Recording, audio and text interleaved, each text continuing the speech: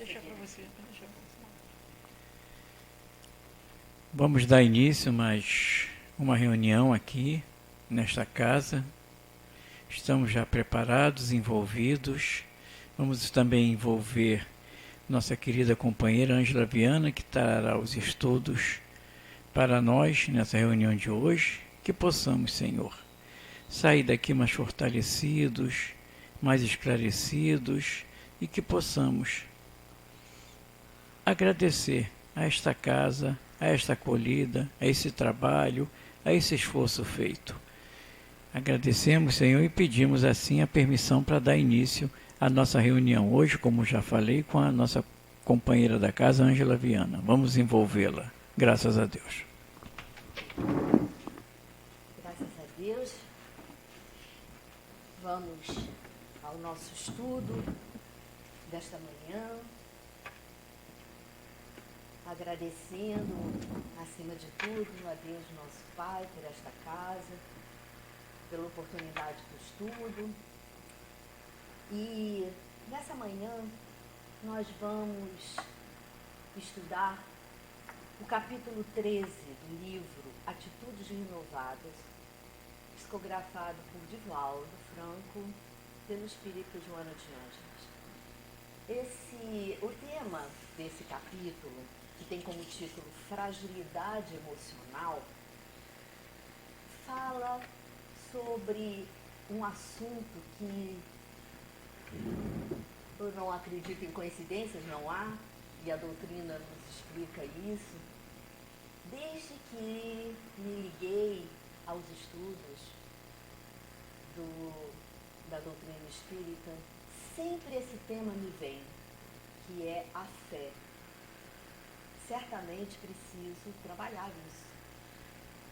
Sempre me traz muitas reflexões, especialmente do ponto de vista que é tão claro na doutrina. A fé verdadeira, aquela que vem do coração e não das palavras, o que difere da crença estática, sem nenhuma firmeza, né? Sem nenhuma base nas experiências. E esse texto de Joana vai falar disso, de como reagimos diante dos momentos de dificuldade. A fé verdadeira. Isso nos leva diretamente a uma outra reflexão sobre a imortalidade da alma, sobre um dos conceitos básicos da doutrina, que é a reencarnação. Essa oportunidade misericordiosa que Deus nos dá, que o Pai nos presenteia, de recebermos um caderno em branco. Só que esse caderno vem com um índice, o índice da individualidade das experiências anteriormente vividas. E quando eu digo anteriormente, na história do espírito. Este não modifica. As experiências na carne são diversas, mas o espírito, essa centelha divina, ele vem da criação e num processo evolutivo a caminho da evolução. E os questionamentos vêm sempre, diariamente. Vivo como um espírito imortal? Entendo o que é isso? Quais as consequências de não entender?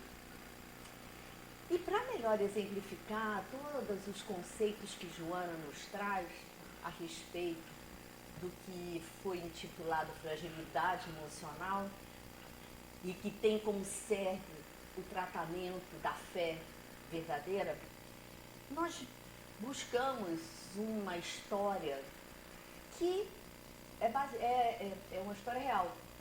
Foi um artigo publicado num jornal em 2013 por Lúcia Moisés. Os educadores, aqueles que têm ou não ligação com a doutrina, certamente conhecem Lúcia Moisés. Ela tem vários livros publicados como aprendemos, inclusive esse é o título de um dos livros.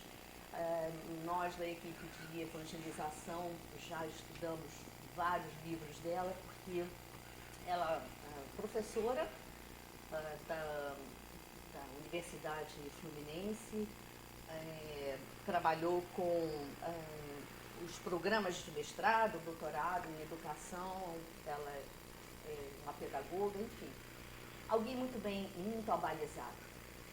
E ela então nos conta sobre o contato que teve com o pequeno Nicolas. E ela intitula esse artigo como Nicolas, uma história de fé e superação. Começa a história assim. Quando a porta do elevador se abriu e eu o vi ao lado do pai, sabia que era ele, o Nicolas. Dizer o Nicolas, para que ele viesse com um sorriso e braços abertos, eu me abaixei e até ganhei um beijinho. Aquele era o nosso primeiro contato. Aos 2 anos e meio, Nicolas mostrava uma vivacidade e uma simpatia surpreendentes. Fato corriqueiro de uma criança de 2 anos e meio, muitas vezes, espontânea e... enfim. Porém, Nicolas trazia uma história de fé e superação. Ele era o primeiro filho de um casal espírita, mas podia não ser. Vamos sempre, ao longo desse nosso estudo, pensar. Estamos até trazendo como exemplo um casal, uma história vivenciada por um casal espírita, mas podia não ser, porque a fé não se restringe àqueles que estudam a doutrina. Bem, o menino apresentara logo nos primeiros anos de vida um grave problema em um dos rins. E o efeito desse problema era o aumento da pressão arterial a níveis muito altos, muito perigosos. O diagnóstico, né, dos médicos era de uma doença muito rara para em adultos, e mais rara ainda em crianças. Claro, o casal levou um susto, ficou surpreso, abalado num primeiro momento, mas passado esse primeiro momento, como que levantando as forças, eles compreenderam que havia ali sim um grave problema, mas que aquela criança chegou àquele lar precisando de ajuda e não foi por acaso que estaria naquele lar. Esse sim é um sentimento que nem sempre, raras vezes, ocorre àqueles que não veem a vida como um espírito imortal. E a todos nós aqui, muitos de nós, que estudamos a doutrina, na hora de um grande problema, nem sempre o testemunho vem. Mas a história de Nicolas. Com muita fé, esse casal, então, depositou nas mãos do Senhor da vida a recuperação do seu filhinho. Eles viram ali o momento, a hora de provar a confiança em Deus. Emmanuel, no seu livro Pensamento e Vida, ele nos diz assim a respeito da fé. A fé é força que nasce com a própria alma. É certeza instintiva da sabedoria de Deus, que é a sabedoria da própria vida. E foi esse tipo de fé que os pais de Nicolas vivenciaram desde então. É algo que pode ser traduzido por confiança irrestrita na sabedoria divina e na certeza de que os compromissos do passado se unem os seres sobre os laços da família. Somente serão saudados com muito amor e dedicação. os frutos desse comportamento dos pais, que passaram então a levar a criança a tratamentos espirituais, faziam orações com os amigos de uma forma muito frequente, mas acima de tudo traziam em seus corações esta confiança de que o Pai, Senhor da vida, daria então o rumo àquela prova que ali estava sendo vivenciada por eles, por Nicolas e por eles, com a missão de ajudá-lo a vencer isso. E então, Lúcia Moisés havia combinado com eles uma reunião, uma consulta, e na véspera desse dia, os pais foram ao médico e trouxeram uma notícia muito satisfatória, porque aquilo que era o prognóstico dos médicos, de que minimamente 20% dos rins não seria irrigado pela corrente sanguínea. Os exames trouxeram um resultado diferente, trouxeram um resultado muito mais promissor, e os rins estavam sendo totalmente irrigados pela corrente sanguínea. Essa alegria, certamente, refletida nos pais e cultivada naquela criança desde os primeiros momentos, refletia-se ali naquele pequenino.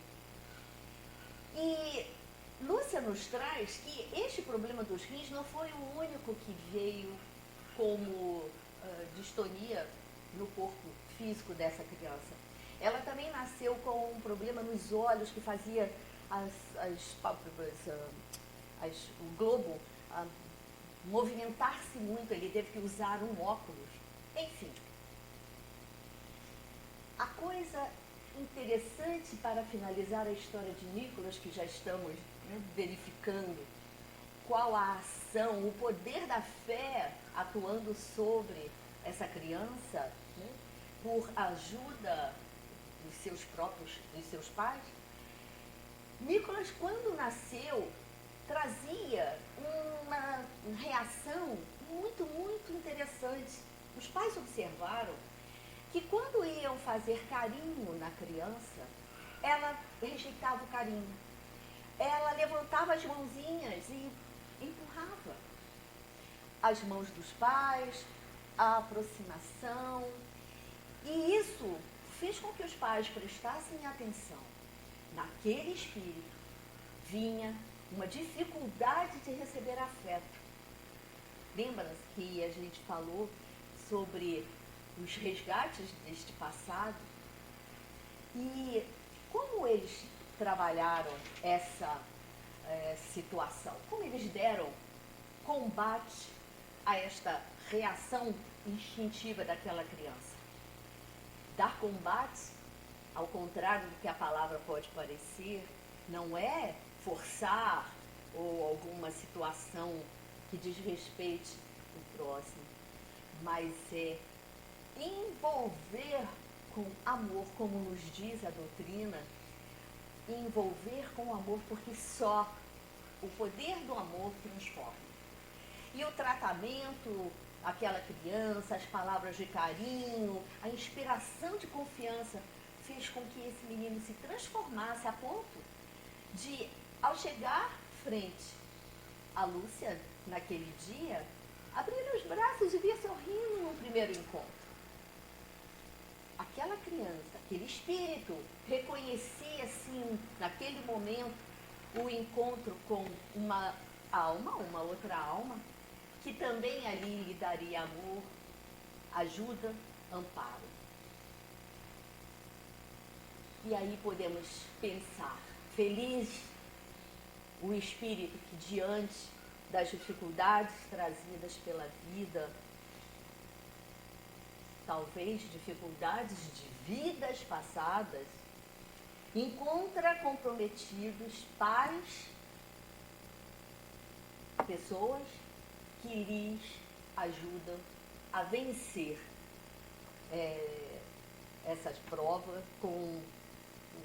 no atingimento, né, na busca, no atingimento dos objetivos, que é o objetivo da encarnação, que é o progresso.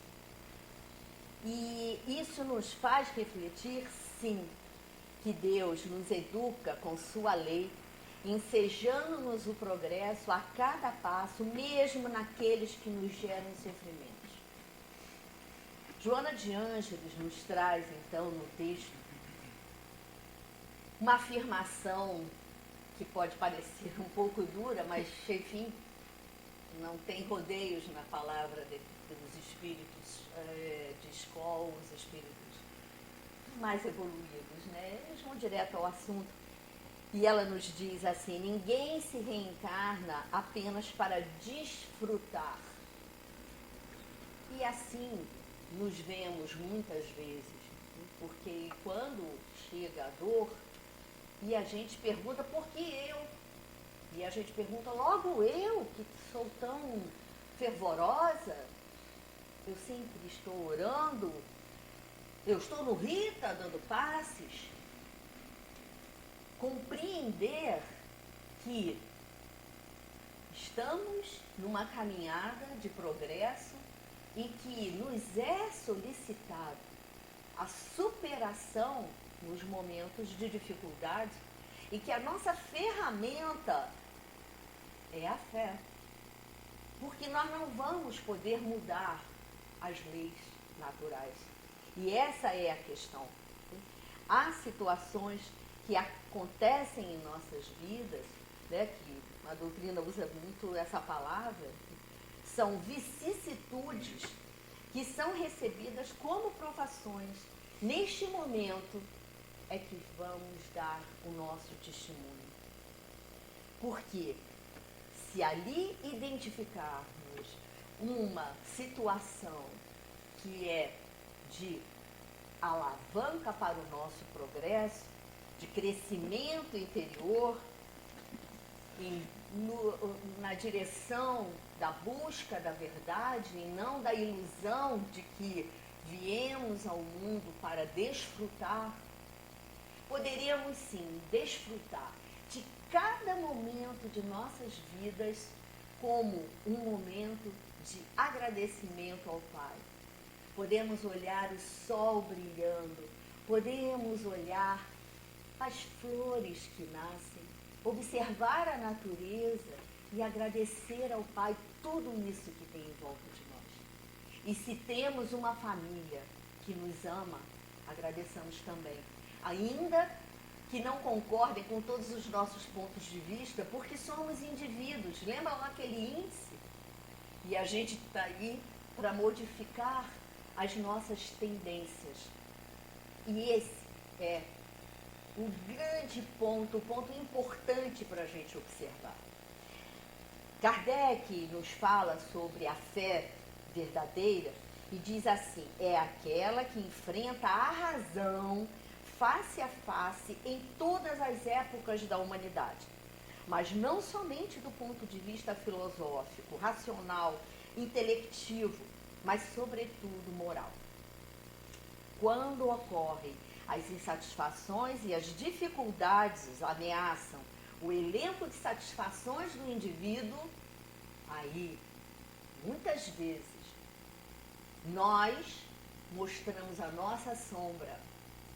E se estivermos conectados com esse sentimento da imortalidade do espírito, que somos espíritos imortais, poderemos detectar que ali está um ponto para a gente ou mostrar a nossa real conquista da fé em Deus, ou ainda nos dedicar a transformar essas atitudes. Daí o livro, né? Atitudes Renovadas. Joana nos diz ainda assim: vigia, pois, as nascentes do coração, quando te ocorram surpresas dolorosas. Vigia as nascentes do coração. Refletir, porque algo nos aborreceu, e aí eu não estou falando de grandes grandes provas, não, estou falando do miúdo. Algo nos aborreceu. Por quê? O que houve? Será que a gente consegue, né, como no Livro dos Espíritos, na pergunta 919, do nosso Espírito Santo Agostinho, nos traz essa necessidade da gente fazer esse retorno a todas as nossas ações do dia e pensar o que fiz melhor, o que deixei de fazer. Ali nós vamos encontrar a razão dos nossos aborrecimentos. E olha, muitas vezes ela vai ficar ali dentro de um meinho que se chama orgulho, vaidade, personalismo, essa situaçãozinha que são as grandes pedras do nosso caminho. E aí, por isso, Joana diz, vigia as nascentes do coração, porque é lá nós vamos transformar atitudes, renovar atitudes, trabalhando com os nossos sentimentos, com as nossas emoções. A fé é o tesouro que se cultiva, sustentada pela oração, que se lhe torna a seiva mantenedora, ensejando-lhe o brilho continuamente. A fé sustentada pela oração. São ferramentas que a gente não compra em lugar algum. Eu ouvi um depoimento ontem à noite, um programa que eu estava assistindo, de alguém que vivia um momento de depressão muito, muito grande. E esse alguém já tinha tido vontade de desistir muitas vezes. Mas ela falou uma palavra para mim que abria a porta. Ela disse que tinha uma vozinha lá dentro e que dizia para ela, você pode. Uma vozinha lá dentro. E ela então um dia resolveu escutar essa vozinha. Porque veja só, essa vozinha fica falando isso para a gente várias vezes. E a gente diz, não posso não, por causa disso, por causa daquilo, por causa daquilo outro. Não posso não. Podemos sim, podemos. Essa fé, Kardec nos pede uma fé raciocinada, mas ela vem dentro, ela vem na nossa consciência, ela vem na nossa estrutura energética. Ela é do Espírito. Porque Deus, o Criador, não nos faria a sua semelhança para sermos felizes sem nos dar ferramentas e sem nos dar apoio, porque Ele não nos deixa só. Seja uma família amorosa, e por isso devemos agradecer, sejam amigos, sejam pessoas que a gente nem conhece e chegam na nossa vida. Deus ajuda as criaturas pelas criaturas, ainda que em momentos difíceis. E aí, Ele nos mandou Jesus para nos exemplificar. E veja só, Jesus foi o mestre e a gente o chama de mestre porque ele veio nos ensinar uma nova ordem.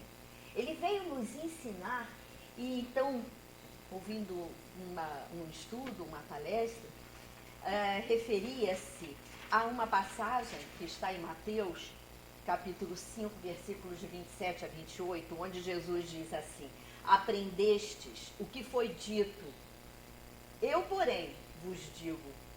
E a partir daí, Jesus passou a nos dizer como nos iluminar. Vencer o mal com o bem, perdoar, amar os inimigos, dar a outra face. Veja só, Jesus não deu uma lição fácil para a gente, não. A lição não é fácil, mas a lição é a lição. Aprendestes com os antigos, mas eu, porém, vos digo. É uma nova ordem. E nós estamos vivendo essa pandemia nos trazendo a oportunidade de refletir essa nova ordem. E aí ficamos tão decepcionados, eu fico, com aqueles que não estão nem aí, que cada um está no seu momento evolutivo, na sua possibilidade de ver o momento, a oportunidade. Mas todos somos espíritos imortais, num momento criados e num processo evolutivo. Então todos estamos nessa caminhada. Alguns mais à frente, outros menos. Mais à frente quero dizer não por uma medição de uma competição em que a gente vai subir no pódio e receber a champanhe dos corredores de automóveis ou o troféu, né, dos jogadores de futebol. Não. Receberemos a iluminação e ela vem aos poucos, ela vem pelo nosso esforço. E a fé é a grande ferramenta que vai nos levar a isso. Então, quando nós estamos diante dos momentos mais difíceis, é que vamos ter essa oportunidade de vencer. E aí, Joana nos lembra uma coisinha importante. Não coloques a tua confiança nos valores terrenos, nas pessoas, nas conjunturas sociais e econômicas, como se fossem as únicas portadoras de segurança para o seu futuro. Todo aquele que põe a sua confiança e tranquilidade nos valores terrenos sofre incertezas, inquietações, os efeitos das mudanças inevitáveis na economia, nos relacionamentos sociais, nas amizades, quase sempre de curta duração, nos tiram do prumo, nos desequilibram, nos afastam. E só a fé verdadeira pode nos resgatar, nos trazer de volta. E penso eu, se desde os primeiros momentos que comecei a estudar a doutrina, esse tema me vem sempre para o estudo, que eu possa me preparar para um momento em que eu tenha que dar o meu testemunho, porque digo, ainda, em todos os momentos, nunca sabemos, apesar das dificuldades, nunca sabemos se a grande prova veio. E o que importa? Ficar pensando nisso.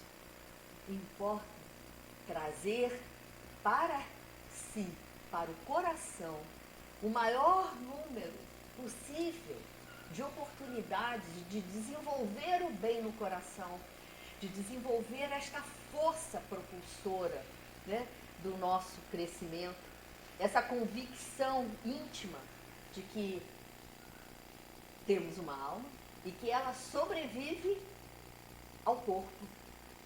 Somos espíritos imortais. E aí vem sim aquele momento em que talvez, né, eu precise demonstrar na noite da maior dificuldade se já estou trilhando esta confiança em Deus, colocando nas suas mãos a minha vida. E aí, a fé, por isso mesmo, diz Joana, deve ser trabalhada, testada, reflexionada, de modo a robustecer-se cada vez mais, não permanecendo estagnada num conjunto de crenças que não resistem ao fogo do testemunho. Essa é a diferença entre fé e crença. A fé é dinâmica, ela é atuante. Com ela, a gente consegue superar as circunstâncias e nós temos o dever de enfrentar corajosamente essas circunstâncias. Quando pensamos viver o que estamos vivendo nesses períodos, nesses meses, me lembro algumas vezes de ter usado esse termo, pandemia, nossa, uma pandemia. Eu não tinha noção do que isso era, quais os impactos disso na vida. Porque ela não atinge apenas a minha vida, ela atinge uma coletividade, ela atingiu o planeta. Não temos na nossa história, com certeza as gerações vivas não têm registro, experiência nesta encarnação disso, de algo semelhante. Lá atrás, a tal da gripe espanhola, mais de 100 anos, mas vem cá, 100 anos. A minha mãe tem 91, mas poucos têm 100 anos para trazer esse registro vivo. E aí eu diria, sim, estamos vivendo um momento ímpar. E não estamos aqui falando de algo que não podemos fazer. Estamos aqui falando de algo bem difícil. Aquela nova ordem que Jesus, o Mestre, a quem chamamos o Mestre, nos trouxe. Aprendestes outra coisa com os antigos, mas eu, porém, vos digo. E agora, dentro desse momento tão especial, tão ímpar, vamos buscar o melhor de nós. Porque a sombra já veio. As nossas dificuldades já vieram. Com certeza já vieram. Alguns não conseguiram resistir. Outros foram até levados pela própria doença. Não vamos entrar no mérito disso, com casuísmos, enfim.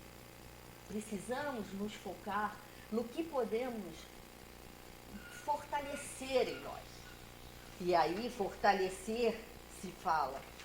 A gente vem, vamos pegar lá no nosso evangelho, no nosso livro dos Espíritos, quando fala: pensamento e vontade representam em nós um poder de ação que alcança muito além dos limites da nossa esfera corporal. A prece do coração, não a prece dos lábios, é uma ferramenta que trazemos a qualquer momento. E crer que não estamos sós, que o misericordioso Criador não nos traria como missão o progresso sem nos dar ferramentas para isso.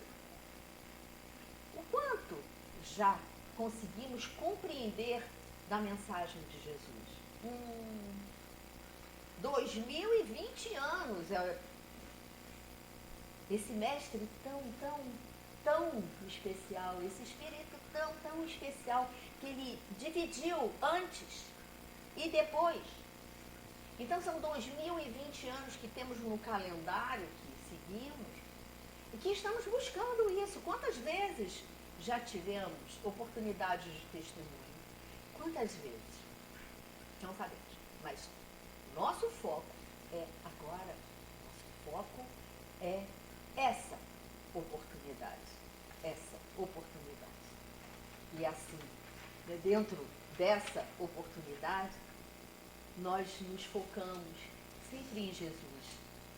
Jesus deu-nos a demonstração dessa fé que remove montanhas, enfrentando situações mais graves de que se tem notícia, mantendo-se sempre irretocável, por cujo exemplo demonstrou a sua procedência. Por isso, Joana nos diz lá, né? Conseguimos medir a fé pela forma, mede-se, portanto, a fé pela capacidade, a maneira como são enfrentadas as vicissitudes recebidas pelas provações que nos cabem. E aí, costuma-se dizer, Jesus é o exemplo máximo e que por isso mesmo, nele são naturais as reservas de coragem, de harmonia em todas as situações. Sem dúvida, assim é. No entanto, todos podemos fazer o que ele fez, se tivermos fé. Se nos empenharmos em sintonizar com ele e o Pai, a fim de seguirmos fiéis à conclusão da jornada. Fé é fidelidade, é dinâmica. Fé não é uma crença sem experiências. Isto é um convite. Mais um convite. Tantos ele veio nos fazer, deixando tantos exemplos nas suas parábolas, do semeador que soltou as sementes, os pássaros comeram, as que estavam acima da terra, entre as pedras, as raízes não foram profundas, mas no terreno fértil elas cresceram e deram árvores, e deram flores, e deram esperança. Tornemos a nossa oportunidade um terreno fértil. E com a certeza de que não estamos só. Façamos da fé e da oração nossas ferramentas diárias para vencer esse momento difícil e tantos que ainda haveremos de viver, mas vamos viver com alegria e esperança, porque a vida é uma dádiva. Vamos ouvir aquela vozinha que nos movimenta, nos faz sair da cama todos os dias. Jesus está conosco. Graças a Deus. Obrigado, Ângela. Terminando aí a exposição, dizendo que a vida é uma dádiva e realmente é. E que possamos, Senhor, nessa prece, nessa oração, refletir sobre cada um dos nossos atos, com vontade, com coragem de mudar e acreditarmos em dias melhores, mesmo diante do que estamos passando. Ter fé, acreditar no poder do amor que tudo transforma, que tudo modifica. Que possamos, Senhor, ter muita paz para passar por esses momentos, que é hora de refletir, colocar em nossa mente as figuras de Jesus, dos amigos espirituais que estão sempre conosco. Nós nunca estamos sozinhos. Agradecidos assim, Senhor, pedimos a permissão para encerrar mais essa nossa reunião. Que assim seja, graças a Deus. Bom dia a todos.